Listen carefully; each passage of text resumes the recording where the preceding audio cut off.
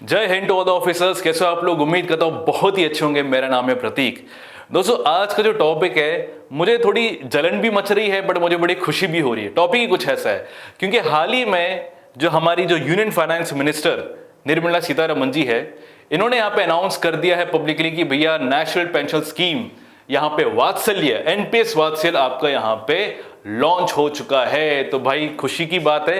क्या है इसका पूरा मतलब, क्या हमें स्कीम में देखने को मिलता है, क्या हमारा जो आने वाला जो भविष्य है, मतलब जो बच्चे हैं उनको क्या क्या फायदा मिलेगा, हर चीज को डिटेल में डिस्कस करेंगे। तो बने रहिए। चलो अब यहाँ पे बात करते हैं कि ये जो एनपीएस स्कीम है जो फाइनेंस मिनिस्टर निर्मला सीतारमण जी ने यहाँ पे लॉन्च किया है ऑफिशियली, इसका क्या है मतलब? इसका मतलब ये है कि अब जो हमारे माइनर्स होंगे, जो हमारे बच्चे हैं, जीरो से लेके, जीरो क्या होता है वैसे बट बहरहाल जीरो से लेके 18 साल के जो हमारे माइनर्स है, बच्चे हैं, अब उनका भी पेंशन बनेगा अगर माँ बाप चाहे या फिर जो लीगल गार्जियन हैं उन बच्चों के। अब ये लोग क्या कर सकते हैं, प्रति वर्ष यहाँ पे 500 या 1000 रुपए देके अपने बच्चों के लिए पेंशन यहाँ पे क्रिएट कर सकते, मतलब बना सकते। इन्वेस्टमेंट है, अच्छी बात है। और जब ये 60 साल की जब हो भी जाएंगे तो उनके पास अच्छा खासा पैसा पी अपना पेंशन का रहेगा। तो अच्छी बात है, सरकार ने बहुत ही अच्छा फैसला लिया है। और मैं चाहता हूं कि जितने भी भारत के बच्चे हैं ना, या जो माँ बाप सुन भी रहे हैं, वैसे तो कम ही सुनेंगे, तो उनको तो इस स्कीम में, एनपीएस वात्सल्य स्कीम में तो बिल्कुल अवेल करना चाहिए जितना हो सके। वैसे ही भारत में गरीबी बहुत है यार, है ना।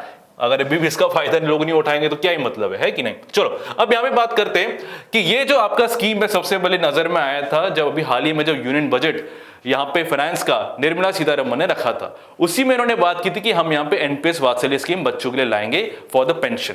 अब बात करते हैं दोस्तों कि इसको जो अथॉरिटी दी गई है, कौन इसको मैनेज करेगा, तो ये है आपका दोस्तों पीएफआरडीए। पीएफआरडीए मतलब pension fund regulatory and development authority. यही क्या करेगा, एनपीएस वात्सल्य स्कीम को क्या करेगा, आगे यहां पे जनता तक ले जाएगा। ठीक है, तो जैसे मैंने आपको बता दिया कि ये जो है स्कीम पेरेंट्स और गार्जियंस के लिए रहेगा, लीगल गार्जियंस के लिए रहेगा, जो अपने माइनर्स के लिए क्या कर सकते, इन्वेस्टमेंट कर सकते in the form of pension. But हाँ, याद रखना 0 से 18 साल के बच्चे।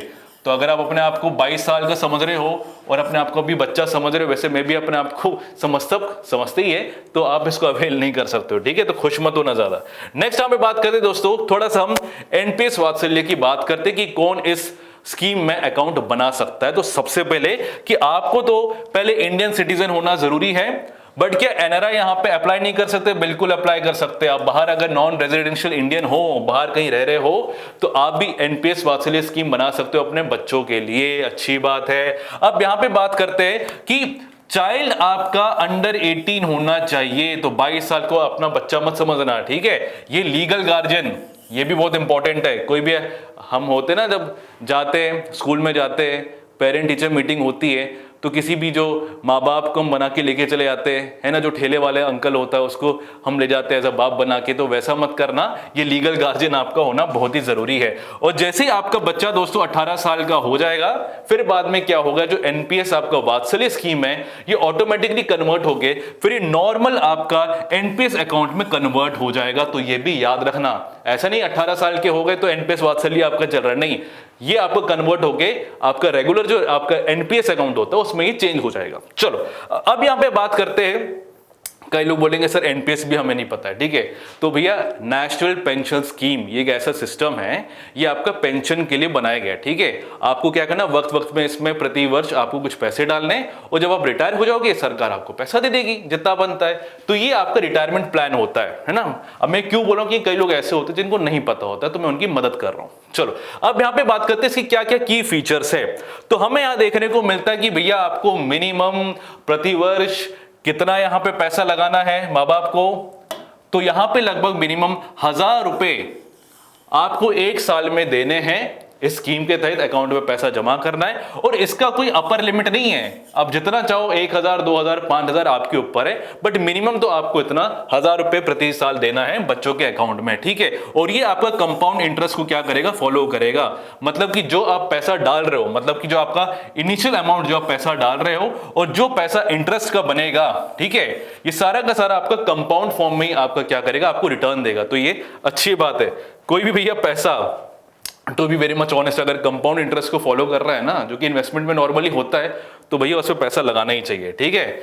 जिसको कंपाउंड इंटरेस्ट आता है वो कभी भी गरीब नहीं हो सकता, ये कहावत भी है, आई होप आपको पता ही होगा। चलो अब बात करते हैं, इसमें एक चीज बड़ा फ्लेक्सिबिलिटी भी दी गई है माँ बाप को, ठीक है, जिनके पास पैसा नहीं है, जिनका इनकम बहुत ही कम है, जो यहाँ पे प्रतिवर्ष 1000 रुपए भी नहीं दे सकते, तो भैया वो आपका यहाँ पे 500 रुपए भी आपका क्या कर सकते हैं, पर महीना दे सकते हैं, या तो आपका यहाँ पे 6000 रुपए पर साल का मान के चलो आपका यहाँ पे कर सकते हैं, ठीक है। तो इट डिपेंड्स, ठीक है।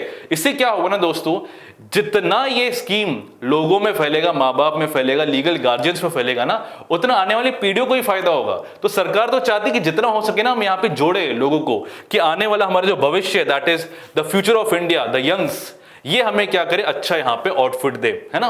बात है इस चीज को। अब बात करते हैं इन्वेस्टमेंट के क्या क्या ऑप्शन हैं, ठीक है, कि भैया हमने तो पैसा अकाउंट में डाल दिया, अब भैया जो अकाउंट है पीएफआरडीए है, अब उनको ये पैसा इन्वेस्टमेंट में कहीं डालना है, कहीं स्टॉक में डालेंगे, कहीं पे क्या करेंगे, बॉन्ड्स खरीदेंगे, तो ये इसका सिस्टम क्या है। तो दोस्तों सबसे पहले बात करेंगे, आपके पास कई सारे ऑप्शन होंगे, पहले हम इसको यहां पे समझते हैं, ठीक है।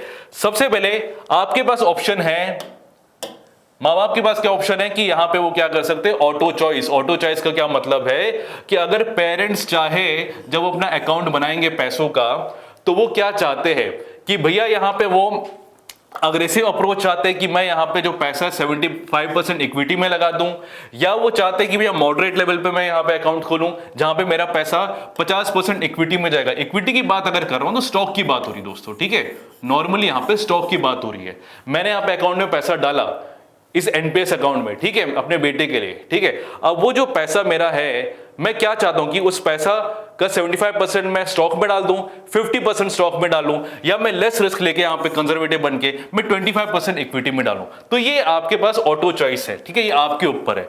दूसरा ऑप्शन यहां पे माँ बाप के पास है कि वो एक्टिव चॉइस यहां पे रख सकते हैं, या वो एक कस्टमाइज फॉर्म में अपने हिसाब से वो यहाँ पे परसेंटेज डिसाइड कर सकते हैं अपने विल के हिसाब से। तो ये दो चॉइस आपको देखने को मिलेगी, जिसमें आपका इक्विटी हो गया, कॉर्पोरेट डेब्ट आपका हो गया, आपके गवर्नमेंट बॉन्ड्स हो गए, जहां पे आपको पैसा लगाना आप लगा सकते हो, it depends on your will. तो ये इसकी जानकारी होनी चाहिए। चलो बहुत बढ़िया।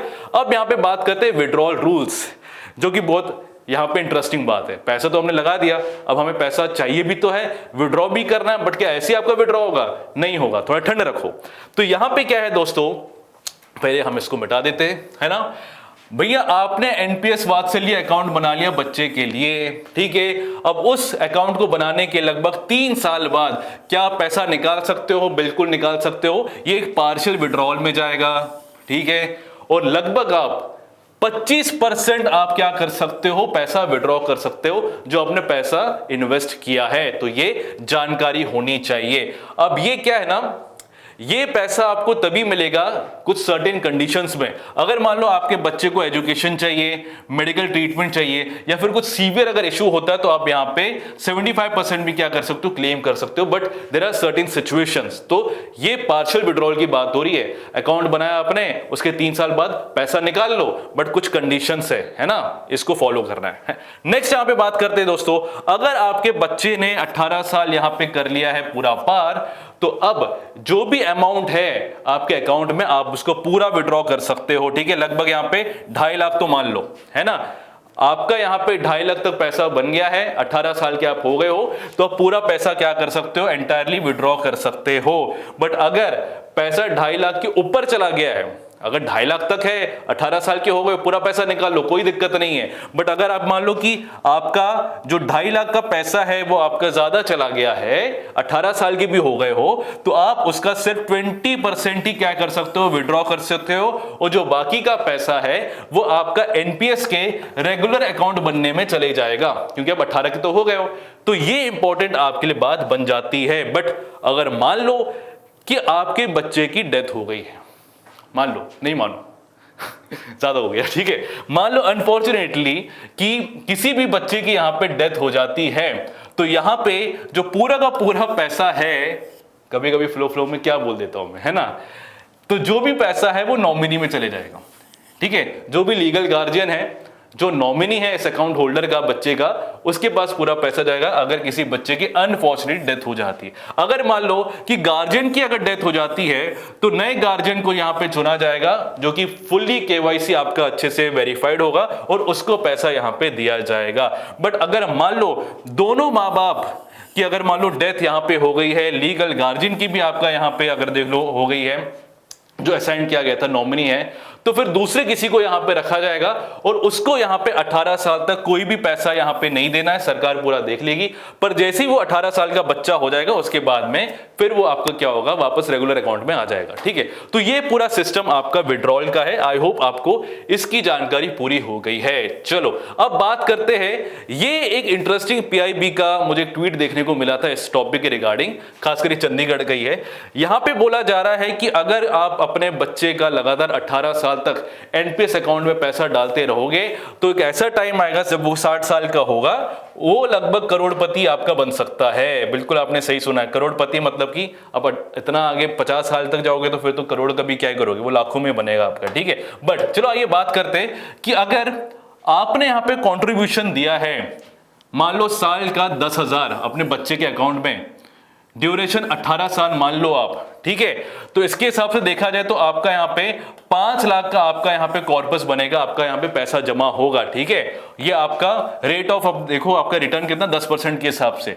और अगर अब यहां पे बात करो, अगर यही आपका 60 साल तक आपका चलता रहेगा तो आपके पास पैसा कितना जमा होगा, 2.75 करोड़। कहने का क्या मतलब है, 0 से 18 साल तक अगर आपके माँ बाप लगातार पैसा डाल रहे प्रति वर्ष 10,000 रुपए, ठीक है, उसके हिसाब से आपका यहां पे पैसा 5 लाख बन रहा है। कैसे, आपका आरओआर आपका 10% के हिसाब से।